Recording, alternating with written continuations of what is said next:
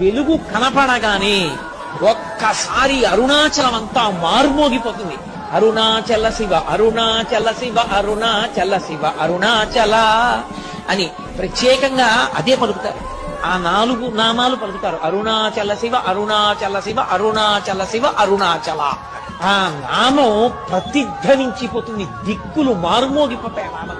అప్పుడు అక్కడ జ్యోతి వెలిగించగానే ఇంటింటా జ్యోతులు, ఇన్ని జ్యోతులతో అసలు మీరు ఆ అరుణాచల క్షేత్రాన్ని చూస్తే ఎక్కడ చూసినా జ్యోతులు. ఇన్ని లక్షల మంది ఆ జ్యోతి వెలుగుతూ ఉండగా పర్వతం మీద ఆ పౌర్ణమి నాడు ప్రదక్షిణం చేస్తారు. కార్తీక పౌర్ణమి నాడు ప్రదక్షిణం చేయడం అంటే మీరు నడవడానికి ఏమి ఉండదు.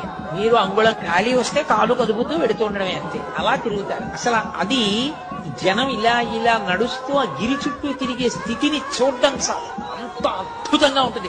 కొండంతా జనంతో నిండిపోతుంది. అంత పెద్ద జ్యోతి వెలుగు